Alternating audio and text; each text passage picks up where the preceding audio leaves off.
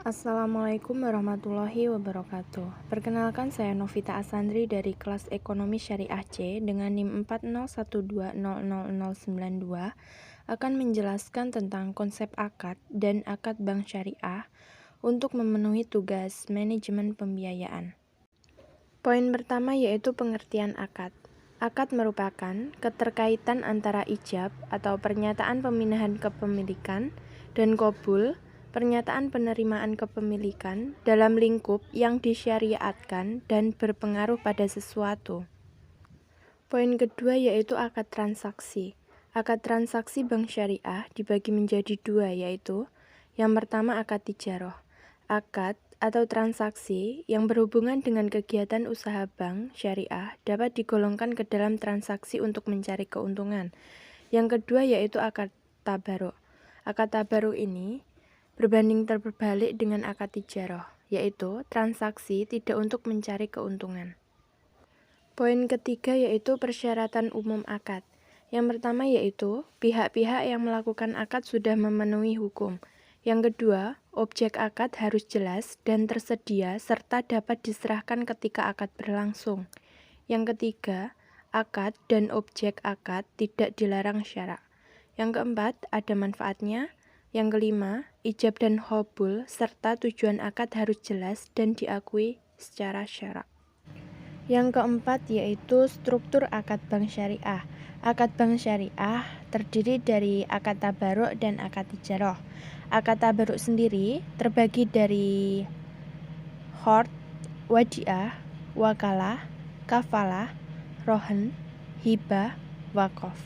Adapun pengertian dari qard atau qardul hasan yaitu suatu akad perjanjian pinjaman lunak diberikan atas dasar kewajiban sosial semata dengan dasar ta'awun atau tolong-menolong kepada mereka yang tergolong lemah ekonominya, di mana si peminjam tidak diwajibkan untuk mengembalikan apapun kecuali modal pinjaman.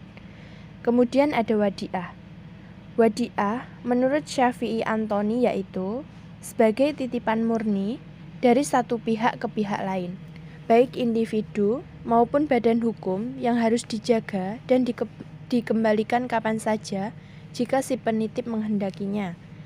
Kemudian wadiah sendiri dibagi menjadi dua, yaitu wadiah yad al-manah. Akad ini menyatakan bahwa barang yang dititipkan tidak dapat dimanfaatkan oleh penerima titipan dan penerima titipan tidak harus bertanggung jawab atau atas kerusakan atau kehilangan barang titipan selama si penerima titipan tidak lalai.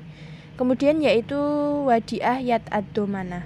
Akad ini menyatakan bahwa barang atau uang yang dititipkan dapat dipergunakan oleh penerima titipan dengan atau tanpa izin pemilik barang. Selanjutnya yaitu wakalah. Aplikasi wakalah dalam konteks akad tabaruk di perbankan syariah berbentuk jasa pelayanan, di mana bank syariah memberikan jasa wakalah sebagai wakil dari nasabah sebagai pemberi kuasa untuk melakukan sesuatu. Kemudian kafalah.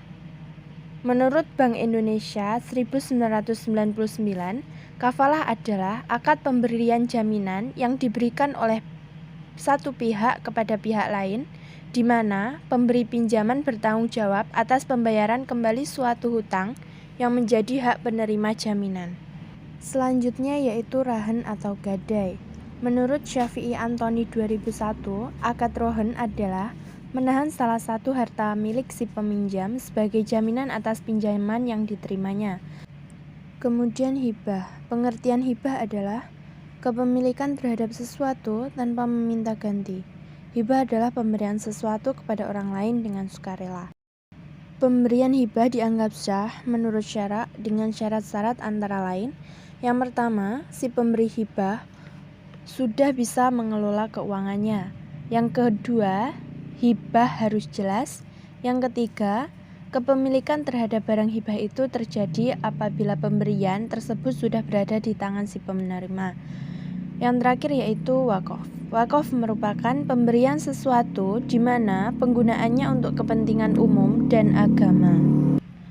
Dalam akad tijarah terbagi dari natural certainty contract dan natural Unconsentry Contract. Nah, Natural Centranti Contract atau NCC terdiri dari murabahah, salam, istisna, dan ijaroh. Murabahah adalah akad jual beli atas barang tertentu. Dalam perbankan syariah, murabahah merupakan akad jual beli antara bank selaku penyedia barang dengan nasabah yang memesan untuk membeli barang. Kemudian salam. Akad salam menurut fatwa DSN MUI nomor 5 DSN MUI 5 tahun 2000 adalah akad jual beli barang dengan cara pemesanan dan pembayaran harga lebih dahulu dengan syarat-syarat tertentu. Kemudian ada istisna. Istisna adalah suatu transaksi jual beli antara musta'ni atau pemesan dengan produsen, di mana barang yang akan diperjualbelikan harus dipesan terlebih dahulu dengan kriteria yang jelas. Yang terakhir yaitu ijaroh. Pengertian ijaroh secara etimologi adalah upah. Ijaroh disebut juga sewa, jasa, atau imbalan. Menurut fatwa DSN, akad ijaroh adalah akad pemindahan hak guna atau manfaat atas suatu barang atau jasa dalam waktu tertentu melalui pembayaran sewa atau upah tanpa diikuti dengan pemindahan kepemilikan barang itu sendiri. Yang kedua yaitu bagian NUC, yaitu musyarakah. Akad musyarakah adalah akad kerjasama antara dua pihak atau lebih untuk usaha tertentu di mana masing-masing pihak memberikan kontribusi dana atau amal dengan kesepakatan bahwa keuntungan dan resiko akan ditanggung bersama sesuai kesepakatan.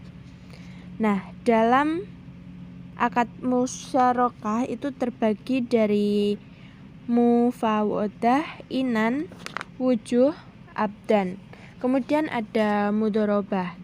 Secara teknis, mudharabah adalah akad kerjasama usaha antara dua pihak di mana pihak pertama atau sohibul mal menyediakan seluruh modal, sedangkan pihak lainnya menjadi pengelola, atau suatu akad kerjasama di mana satu pihak menginvestasikan dananya besar 100% dan pihak lain memberikan dalam keahliannya.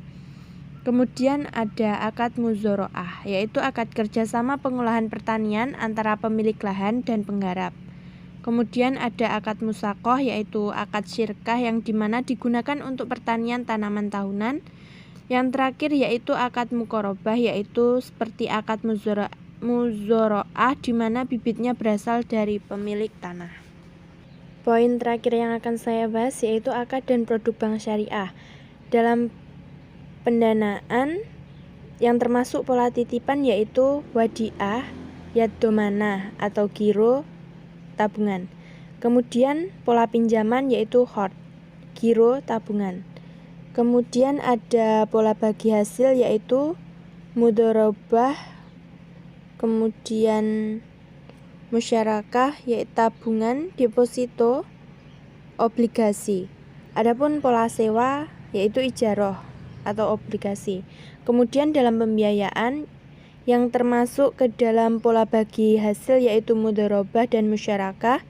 Pada pola jual beli yang termasuk yaitu murabahah, salam, istisna.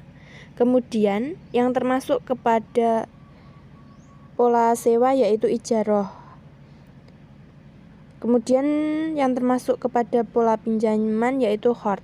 Pada jasa perbankan yang termasuk ke dalam pola lainnya yaitu wakalah, kafalah, hawalah, rohen, sarf, dan ijaroh. Kemudian adapun pola titipan yaitu wadiah, yat amanah. Kemudian pada pola bagi hasil yaitu mudharabah, muhayyadah, yaitu jasa keakinan. Kemudian yang termasuk dalam sosial yaitu yang pertama pola pinjaman yaitu qardul hasan atau pinjaman kebajikan. Sekian presentasi dari saya, jika ada kurang lebihnya mohon maaf. Wassalamualaikum warahmatullahi wabarakatuh.